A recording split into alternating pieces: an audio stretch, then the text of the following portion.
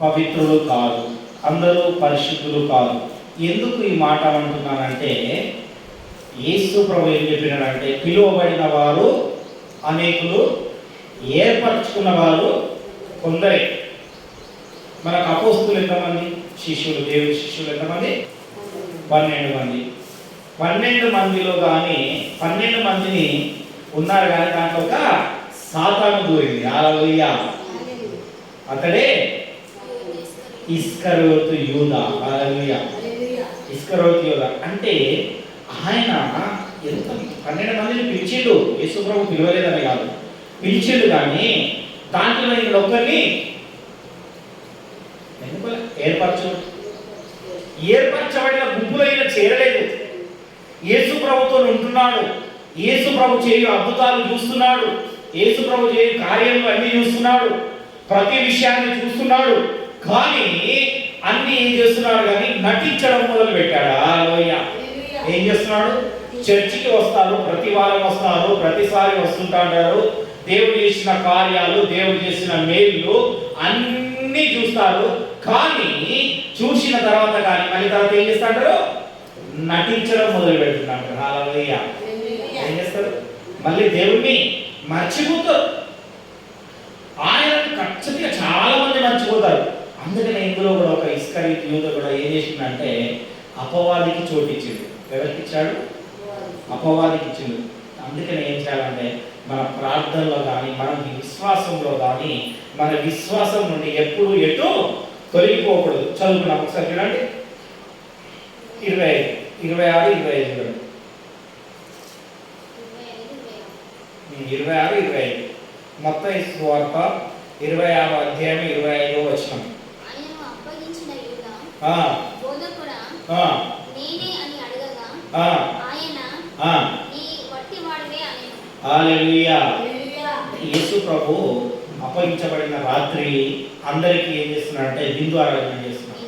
అందుకనే మన ఏంటంటే ప్రభు రాత్రి భోజనం అని మనం పిలువబడుతున్నాడే.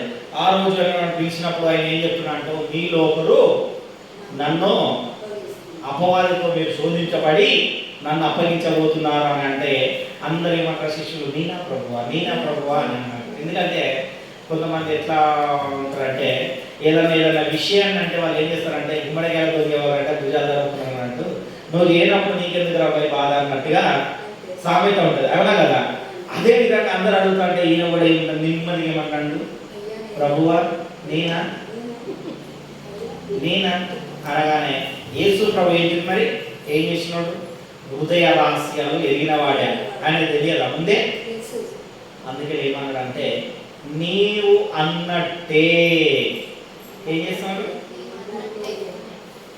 నేనా నువ్వు అదే మాట. నువ్వే అనట్లేదు, నువ్వే అనే ఏది చూపించలేదు, అందరిలో చూపించలేదు, నీవు అన్నట్టే. హల్లెలూయా. అవునా కదా? అందుకనే చూడండి, చాలా మంది ఏం చేస్తారంటే ఆయనతోనే నడుస్తారు. ఆయన చేసిన అద్భుతాలే చూస్తున్నాడు. ఆయన కార్యములు అన్నీ మనకు ఉంటాయి. కానీ యేసు క్రీస్తు దగ్గరికి రావడానికి వెనక ముందు ఎందుకు ఆడతారంటే, వాళ్ళ క్రియలు ఏమైనాయట? అపవిత్రమైనవి. ఏమని?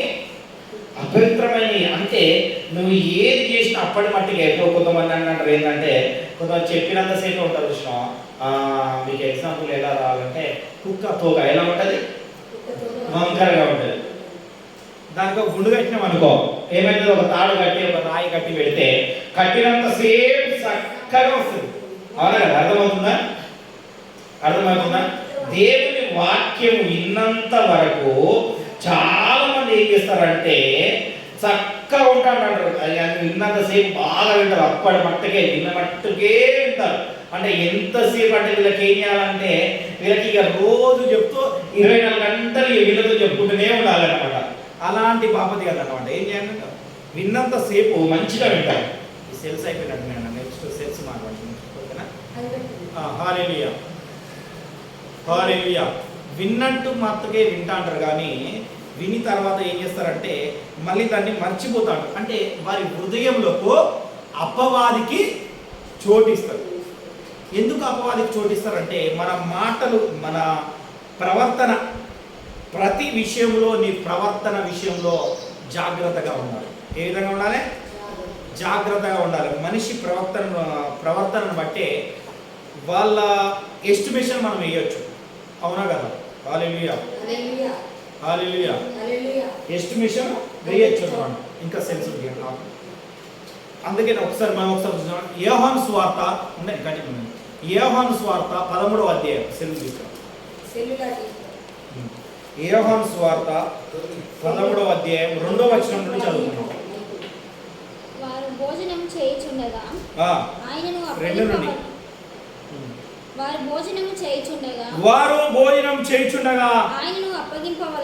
ఆయనను అప్పగింపవలెనని సీమోను కుమారుడగు ఇస్కరియోతు యూదా హృదయములో అపవాది ఇంతకు ముందు ఆలోచన పుట్టించి ఉండెను గనుక తండ్రి తన చేతికి సమస్తమును అప్పగించెనని తాను దేవుని యొద్ద నుండి బయలుదేరి వచ్చినని దేవుని యొద్దకు వెళ్ళవలసి ఉన్నదని యేసు ఎరిగి ఏం చేసిందట? సమస్తము అప్పగించిండు. ఎవరికి? యేసు ప్రభుకు అప్పగించిండు తండ్రి. అవునా కదా? మంచిగా వినాలి. యేసు ప్రభుకు అప్పగించిండు కనుక ఆ వాక్యం చెప్పగానప్పుడు అది వినగానే దేవుడు బయలుపరచగానే, ఆయనకు హృదయ రహస్యాలు ఎరిగినవాడు కనుక బయలుపరచగానే మరి ఆయనకి ఏ విధంగానైతే అప్పగించబడి ఉన్నదో ఆ విధంగా సాతాను కూడా అప్పగించబడి ఉన్నది. అవునా కదా? అర్థమవుతుందా? మొదట మనుషులు తయారు కాక ముందుకు ఎవడు అంటే దేవదూతలు తయారయ్యారు. అవునా కదా? ఎవరు తయారయ్యారు? దేవదూతలు. ఆ దేవదూతలు ఏంటంటే అధికారం మొత్తము ఇవ్వబడింది. అవునా కదా? ఎవరికి ఇవ్వబడింది? దేవదూతలకు అధికారం ఇవ్వబడింది. కానీ కొంచెము తక్కువ. ఏం చేసిండు? కొంచెం తక్కువ చేసిండు. దేవుడు ఎరుగుతాడు, ప్రతి విషయాలు ఎరుగుతాడు. అందుకనే ప్రతి వారికి దేవుడు ఏం చేస్తాడంటే చిన్న లోటు పెడతాడు. ఏం పెడతాడు? అన్నీ ఉన్నాయనుకో, ఆయనను ఆరాధించలేవు. నువ్వు అన్ని విధాలుగా ఉంటే ఏ దేవుడు గుర్తొస్తాడా? గుర్తురాడు. చాలా మందికి తెలియదు. మీ దగ్గర పూర్తి ఫుడ్లు డబ్బు ఉందనుకో, మంచి కారు, బంగ్లా, బిల్డింగ్లు అన్నీ మంచిగా ఉన్నాయి, నువ్వు ఆరోగ్యంగా ఉన్నావు, సమృద్ధిగా ఉన్నావు ఉంటే నువ్వు చర్చికి రమ్మంటే వస్తావా? యేసుప్రభుడు ఆరాధిస్తారా? లేదా ఎవరైనా గుడికి గోపురాలు ఇవ్వమంటే పోతారా? అన్నీ ఉంటే పోతారా? పోరు. చాలా మంది ఆయనను ఆరాధించరు. ఎందుకు? అన్నీ ఉన్నాయి కదా. అందుకనే దేవుడు ఏం చేస్తాడంటే కొంచెం తక్కువ చేస్తాడు. అయితే ఆ సాతాను కూడా అధికారము ఉన్నది, ఇవ్వబడింది. ఇప్పుడు ఈ లోకము ఏలడానికి కూడా దానికి కూడా అధికారము ఇవ్వబడింది. అక్కడ నుండి తోసివేయబడ్డది కనుక అది కూడా దేవుడు ఎరిగిండు. దాన్ని ఇప్పుడు ఏం చేయాలా? దాన్ని రెండుగా పేగొట్టాలా? దాన్ని పూర్తిగా దాని నుండి అధికారాన్ని తీసివేసి మనుషులకు అప్పగించవలసిన సమయం వచ్చిందని ఆయన కూడా ఎరిగి, మీరు ఈ సమయాన్ని నెరవేర్చుకొని నేను కూడా తండ్రి దగ్గరికి పోవలసినది సమయం వచ్చిందని వేసి ఏం చేస్తున్నాడు అంటే ఆయన క్రియలను ఎరిగి, అందుకనే ఆయన అంటున్నాడు, అప్పుడు ఆ భోజనం చేసే పిమ్మట మీరు నన్ను ఒకరు అప్పగించబోతున్నారు కనుక నీవు అన్నట్టే అనగానే యూదా నువ్వు అన్నట్టే అన్నాడు. కానీ ఆయన ఉన్న పాపము, పశ్చాత్తాపము ఇంకా పడలేదు. హల్లెలూయా. ఏం చేయలేదు? పశ్చాత్తాపం పడతలేడు ఆయన అసలుకే. చాలా మంది ఏం చేస్తారంటే ఏదైనా మంచిది ఉన్నట్టు చెప్పగానే పాస్టర్ నచ్చడు. అవునా కదా? కొద్దిమందికి చెప్పిన నేను కూడా ఇక్కడ ఉన్నప్పుడు ఒక చెప్పిన ప్రార్థన చేసి ఉన్నాడు చెప్పిన అక్కడ నుండి వస్తలేదు, మీకు తెలియదు, వాళ్ళకి చూపిస్తాను నేను. తర్వాత చెప్పిన ఒకరికి చెప్పిన వస్తలేదు, ఉండదు నాకు చెప్తే. అవునా కదా? ఉండదు, నాకు తెలుసు. ఎందుకంటే వారిలో పశ్చాత్తాపం లేని ఎడల ఏంటంటే పాపానికి మరణము. అంతే, పాపానికి మరణమే, ఇంకో మాట లేదు. పాపం చేసినప్పుడు మరణమే. ఆ మరణము అయిన తర్వాత మీ ఆత్మ ఎక్కడికి పోతుంది అంటే పాతాళంలోకే పోతుంది, దేవుని యొద్దకు రాదు. అందుకని ఏం చేస్తుందంటే అపవాది వారిలో దూరి చెడు క్రియలు చేస్తున్నారు. ఏం చేస్తున్నది? చెడు క్రియలు, చెడు తలంపులే చేస్తున్నది. కానీ అంటే ఉన్నంతసేపు ఏం చేస్తున్నాడు? ఇప్పుడు నేను చెప్పినట్టుగా కుక్క తొక్కకు గుండు కట్టినట్టుగా ఉన్నంతసేపే మంచుకుంటున్నాడు, కానీ తర్వాత ఏం చేస్తున్నాడు అంతే.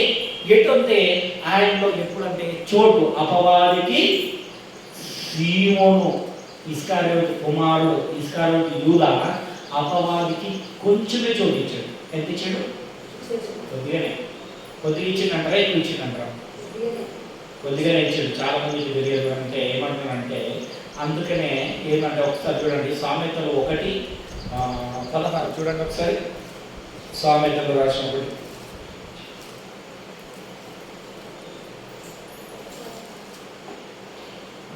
ఆ కొంచెం చోటు ఇవ్వగానే చదవండి. కీడు చేయుటకై వారి పాదములు పరిగెత్తును, నరహత్య చేయుటకై వారు త్వరపడుచుందురు. హల్లెలూయా. ఏంటట? కీడు చేయుటకై త్వరపడతాడు. ఏం చేస్తున్నాడు? ఇస్కరియోతు యూదా త్వరపడుతున్నాడు. ఏం చేస్తాడు? ఏం చేయాలా? మరి యేసు ప్రభువుని అప్పగించాలా? ఏం చేయాలని ఏం చేస్తున్నాడు? పరిగెత్తుతున్నాడు అనమాట. ఆయన పరుగులు ఏం చేయాలా? అని యేసు ప్రభువుని చంపేయాలా అని ఏం చేస్తున్నాడు? అన్ని పరుగులు ఎత్తుతున్నాడు. చాలా మంది ఏంటంటే వాక్యము వింటారు, కానీ ఆ వాక్యం ఉన్నట్టుగా చెప్పగానే ఏం చేస్తారు? అబ్బా అయ్యగారు నాకు మంచిగా చెప్పారు, నా మీద చెప్పిండు, నేను ఇంకోసారి నా గురించే చెప్పిండు, అవునా కదా? అదే విషయంలో ఉన్నాడు. అయితే ఈయన కూడా ఏం చేస్తున్నాడంటే యేసు ప్రభు ఉన్నాడు, యేసు ప్రభు చేసిన అద్భుతాలు చూస్తున్నాడు, యేసు ప్రభు చేసిన కార్యములు చూస్తున్నాడు, ఆయనతోనే ఉంటున్నాడు, ఆయనతోనే జీవిస్తున్నాడు, కానీ ఆయనను ఎరగట్లేదు. మీది మెరుగులకి అంటే కొంతమంది ఎలా ఉంటారంటే పని చేసే వాళ్ళ విషయం చూసుకున్నాం. పని చేసే వాళ్ళు ఎలా ఉంటారంటే కొంతమంది పని చేసేవాళ్ళు ఆ పని నాది, ఎక్కడైనా పనికి పోయినప్పుడు ఏం చేస్తారు? ఈ పని నాది అన్నట్టుగా చేస్తున్నాడు. కొంతమంది ఏమి పనికే వచ్చినా కదా నువ్వు చేస్తున్నా, నాకు సాయంత్రం డబ్బులు వస్తున్నాయి, ఏం చేస్తారు? సాయంత్రం డబ్బులు వస్తున్నాయి, అదే చాలు, ఇంకా వేరే ఆలోచించరు. ఆ విధంగా కొంతమంది పని చేస్తుంటారు. కొంతమంది ఏమో ఈ పని చేస్తేనే మంచిది, అన్ని చేస్తారు. ఏం చేస్తారంటే ఈయన ఏం చేసిందంటే ఈ లోకాశలకు ఆయన చూసిన అద్భుతాలు చూసుకోకుండా ఈ లోకాశలకు పోయి ఆయన ఏం చేసిందంటే ప్రధాన యాజకులను కలిసింది. యేసు ప్రభు మీద అందరికీ ఇప్పటికే కోపం ఉన్నది. ఆయన అద్భుతాలు చేస్తున్నాడు, ఆశ్చర్య కార్యాలు చేస్తున్నాడు, రాబో సంగతులను చెప్తున్నాడు, ఈయన వృద్ధులకు రాజు అంటున్నాడు అని ఏం చేసిండు? ప్రధాన యాజకులకు కోపం వచ్చింది. కోపం వచ్చినప్పుడు ఏం చేసిందంటే దాన్ని ఏం చేసిండు? క్యాచ్ చేసుకున్నాడు. హల్లెలూయా. ఏం చేసుకున్నాడు? క్యాచ్ చేసుకొని ఎక్కడికి వెళ్ళినట్ట ఒకసారి మత్తయి సువార్త 26 అధ్యాయం మత్తయి 26:14 నుండి చదవండి.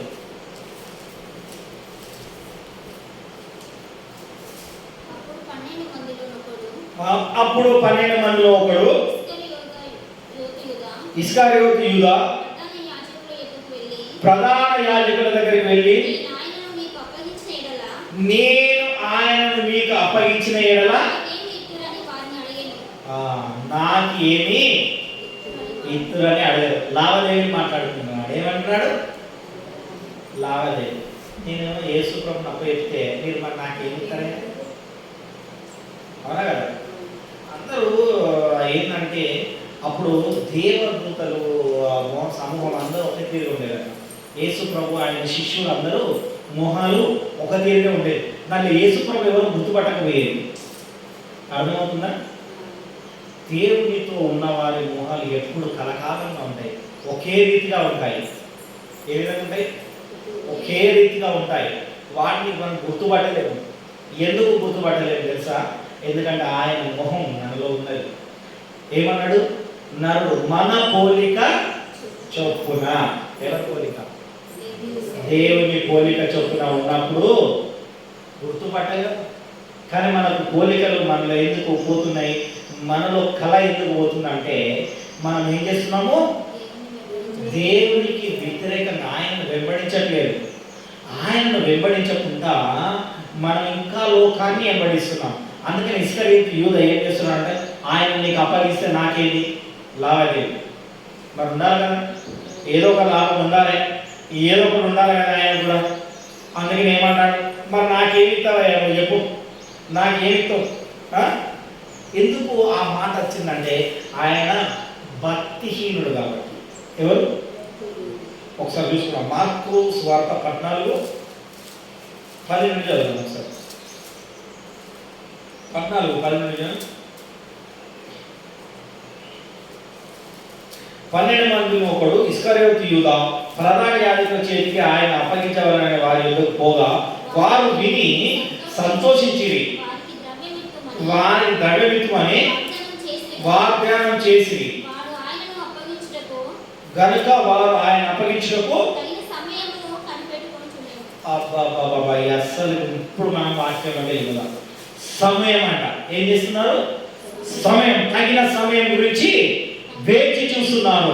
అపవాది కూడా నీలో దూరిన తర్వాత నిన్ను కూడగొట్టడానికి, నిన్ను పడదోయడానికి ఏం చేస్తుందంటే తగిన సమయానికి కూడడానికి చూస్తూ ఉంటాడు. కనుక ఆ సమయం ఎప్పుడు వస్తుందా అని చూస్తూ ఉన్నాడు, తొంగి చూస్తూ ఉన్నాడు. అందుకని ఏం చేసింది యోగు గురించి, యోగు సమయం లేదు, యోగు దగ్గర రావడానికి దానికి సమయం లేదు. కనుక ఏం చేసింది? తెలివికలంగా వెళ్ళి దేవతలతో పోయి ఆరాధిస్తూ ఉన్నది. హల్లెలూయా. ఎందుకంటే ఆయన హృదయ రహస్యాలు ఎరిగిన వాడు. ఈయన చుట్టూ మొత్తం కంచె ఉన్నది. ఈ కంచె మొత్తం ఆయన ఇంటి చుట్టూ, ఆయన మంద చుట్టూ, అంతా ఆయన పిల్లల చుట్టూ కంచె ఉండే వరకు ఇది ఏం చేయాలని తెలియక తగిన సమయం గురించి చూస్తూ ఉండి ఏం చేసిందంటే దేవదూతలు ఆరాధిస్తుందంటే ఆరాధన దగ్గరికి వెళ్ళిపోయి, హల్లెలూయా, ఆరాధన దగ్గరికి పోయి దేవుని స్తుతించుడి ఎల్లప్పుడు దేవుని స్తుతించుడి అని ఆరాధిస్తూనే ఉన్నది. దేవుడు దాని హృదయాన్ని, దాని రహస్యాన్ని ఎరిగిండు. నువ్వు ఎక్కడ నుండి వచ్చినావు అన్నాడు. భూమి మీద తిరుగుతావా? యోగు చూసినావా? నువ్వు ఆయన గురించి వచ్చినావు నాకు తెలుసు కాబట్టి ఏం చేసి ముందుగానే. అందుకనే ఎందుకు ఏమన్నాడు? మీలో ఒకడు అప్పచెప్తున్నాడే నేను కాదు కదా అని యూదా అంటే నీవు అన్నట్టే అన్నా కదా. హృదయ రహస్యాలు ఎరిగిండు ఆయన కూడా. అందుకే చూసినావా యోగుడు? చూసినా, నువ్వు కంచేసినావు కదా, ఆ కంచె నీ చూడు ఒక్కసారి, నేనేదో చూపిస్తా అన్నది. హల్లెలూయా. అంటే ఆయనలోకి దూరడానికి ఏం చేస్తుంది? పర్మిషన్ అడుక్కోవడానికి వచ్చింది. ఇక్కడ మాత్రం ఏం చేసిందంటే ఈయన ముందుగా ఏం చేసిండు? ఆ కంచె నుండి, ఆ 12 మందిలో నుండి, ఏర్పరచబడిన నుండి పిలువబడిన గుంపులోకి వచ్చేసిండు. హల్లెలూయా. యూదా ఎక్కడికి వచ్చిండు? ఏర్పరచబడిన గుంపులో లేడు, పిలువబడిన గుంపులోకి వచ్చేసిండు. గుంపులోకి వచ్చిన వరకు ఏం చేసిందంటే ఇక తగిన సమయాన్ని గురించి వీళ్ళు ఆలోచిస్తూ ఉన్నారు. ఆలోచిస్తూ తగిన సమయానికి ఏం చేసిందంటే సొమ్ము కూడా ఎంతైతే సొమ్ము అనుకున్నాడో ఆ సొమ్ముతోని ఆయన ఏం చేస్తున్నాడు? అధికారం చేసుకోవాలి, ఎంతో అది చేసుకోవాలని ఆలోచిస్తున్నాడు. ఏం చేస్తున్నాడు? ఆలోచన చేస్తుంది. నాకు సొమ్ము వస్తుంది, మంచి డబ్బులు వస్తున్నాయి, నా ఇష్టం, ఇక మంచి భోజనం చేస్తా, మంచిగా అది చేస్తా, ఇక నా అంత తెలివికల్లోడే లేడు, నా అంత అదే లేదని ఎంతో ఆశపడుతున్నట్టున్నాడు. ఇక ఏం ఆశ అంటే ఇక ఆయన ఆశకు ఇక అంతే లేదనుకోవాలి. మనం ఏమనుకోవాలా? ఆశకు అంతు లేకపోతుంది. అంత ఆశపడుతూ ఉన్నాడు కానీ ఒక్కసారి కూడా ఆయన ఆలోచించలేడు. మరి యేసు ప్రభు ఇన్ని కార్యాలు చేస్తున్నాడు, ఇన్ని అద్భుతాలు ఎక్కడ చేస్తున్నాడు, మరి అసలు ఈయన ఎవరు? నిజంగా దేవుని కుమారుడేనా అని ఉన్నారా? లేదు. ఆయన అట్లా అసలు ఏమో ఆలోచన లేకుండా ఉండే వరకు ఏమైందంటే ఇక దేవుడికి కూడా కోపం వచ్చేసింది. ఏం చేసిండో? ఏడు భక్తిహీనుడిగా, ఇంట్లో మనకు అవసరమే లేదు. ఓ మాట ఉంటుంది కీర్తన 37 చూడండి ఒకసారి. దావీదు మంచి రాసిన 37వ కీర్తన 12వ వచనం చూడండి.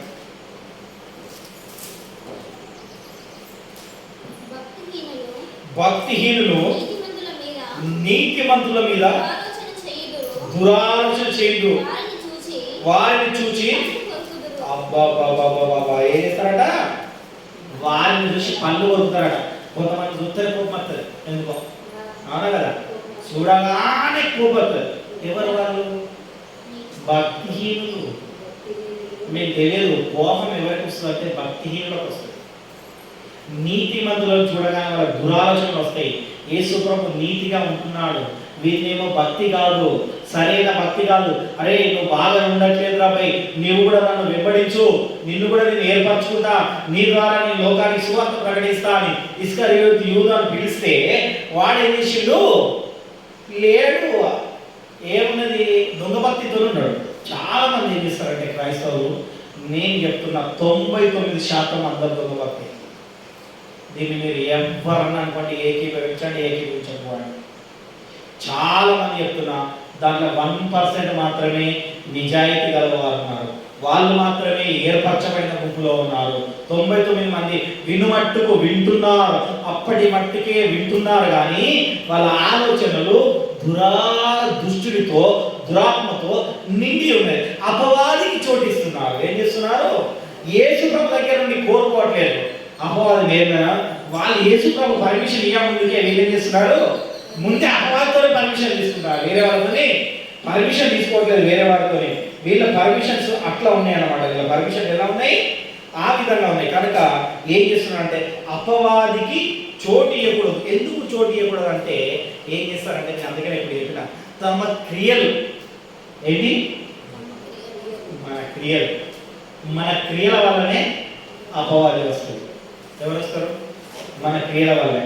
లేకపోతే మన క్రియలు మంచిగా ఉంటే దేవుని దగ్గరకు పోయి పర్మిషన్ అడుగుతుంది. హల్లెలూయా, హల్లెలూయా. కీర్తన 106 చూడండి ఒకసారి. 106 కీర్తన. త్వరగా 39.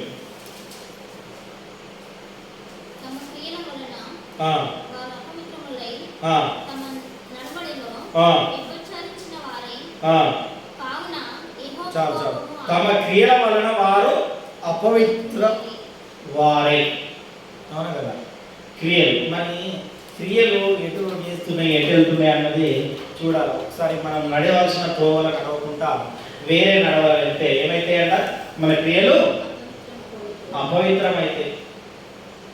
కనుక ఆయన వాక్యాన్ని మనం శ్రద్ధగా విని మన ఆలోచనలు సరిగ్గా ఉంటే దేవుడు ఏం చేస్తాడు? మనలా ఆయన యుద్ధకు తీసుకొని వెళ్తున్నాడు కొంచెం. ఎందుకంటే మన ఆలోచనలను గద్దించాలి. ఏం చేయాలి?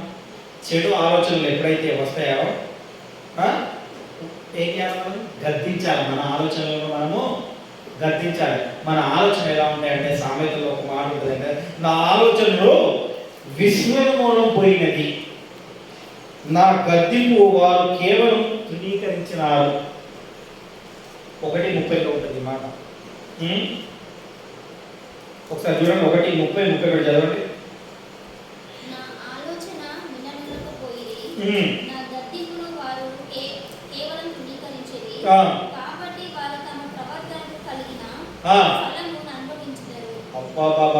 చూసినావా?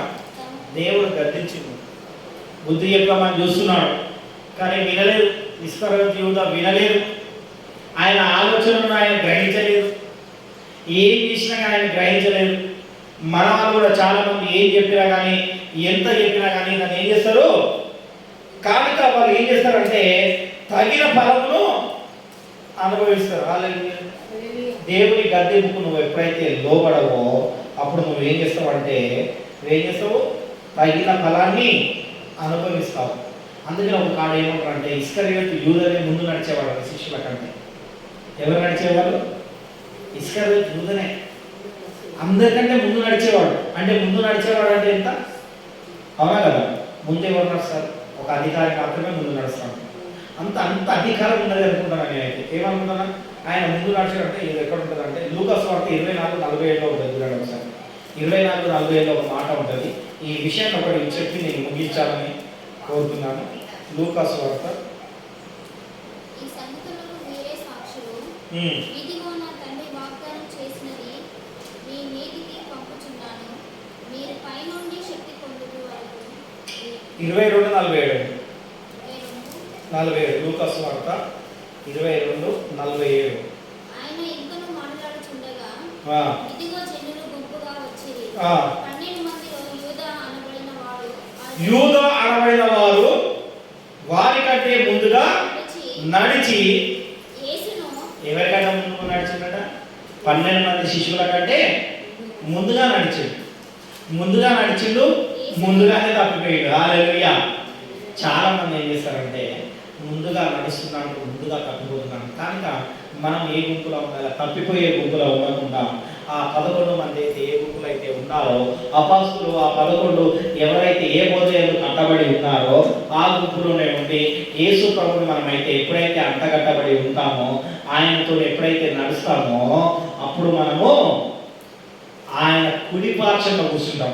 కానీ యూదా ఆయనతో నడుస్తున్నాడు, ఆయన కంటే ముందుగా నడుస్తూ ఏం చేసిండు, ముందుగానే పాతాళంలోకి వెళ్ళిపోయాడు. హల్లెలూయా. అవునా కదా? ఆయన చేసిన కార్యాలు, ఆయన చేసిన అద్భుతాలు మనం ఎప్పుడు మర్చిపోకూడదు.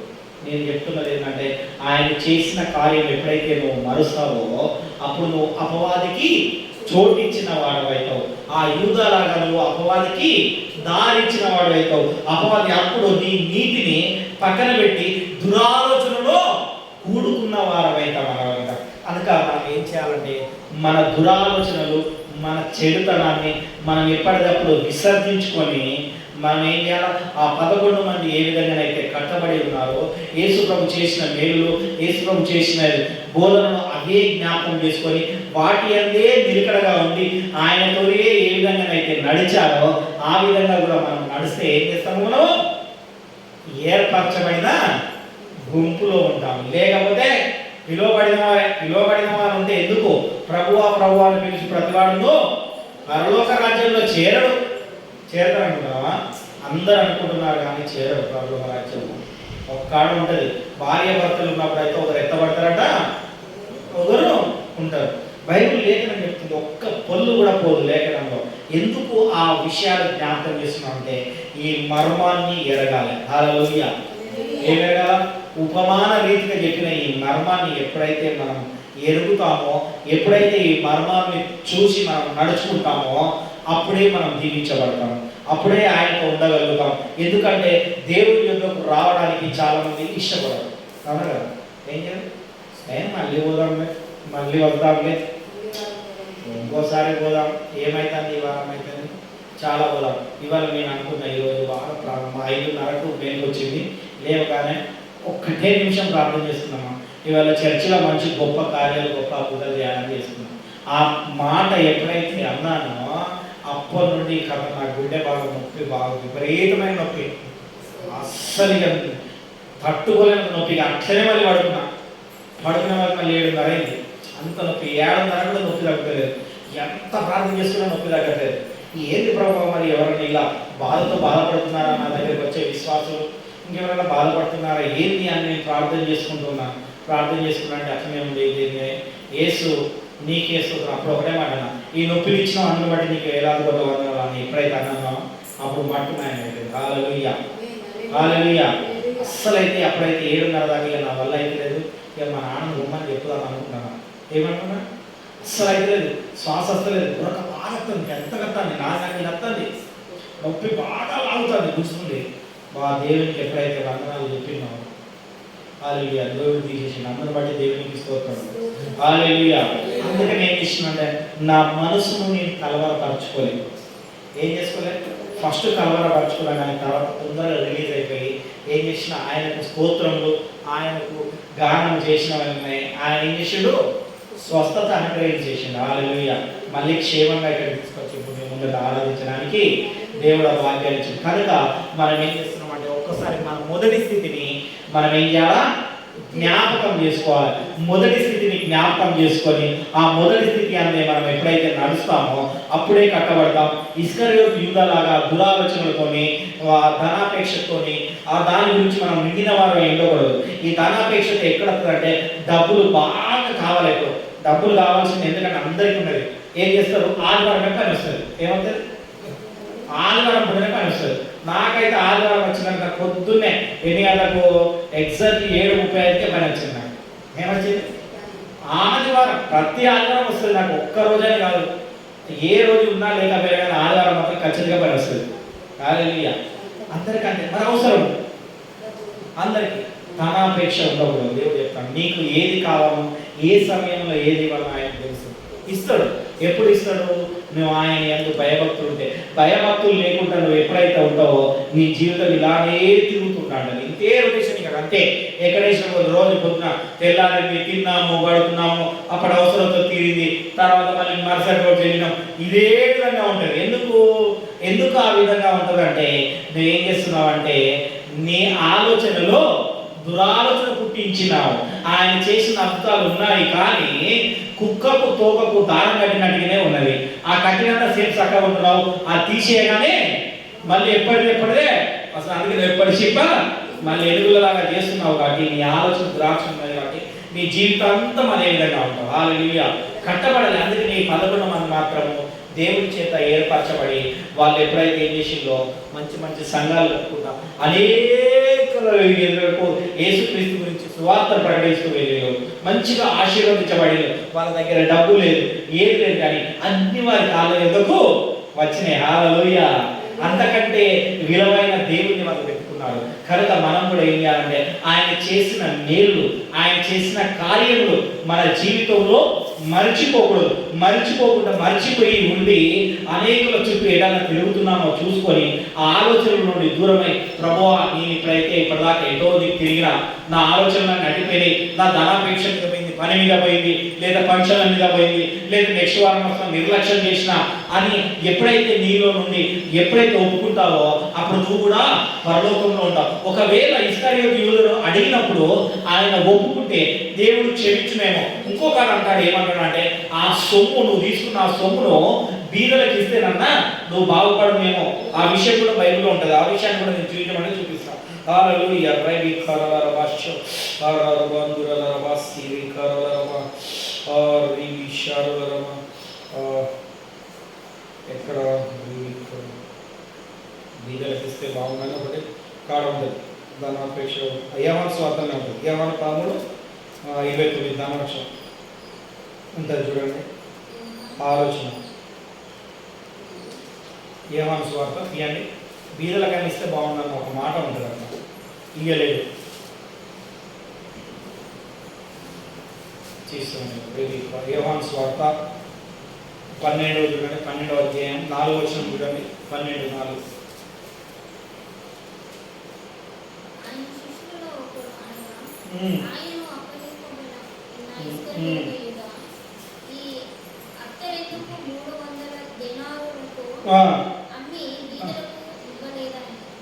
ఎవరికి ఇవ్వలేదట?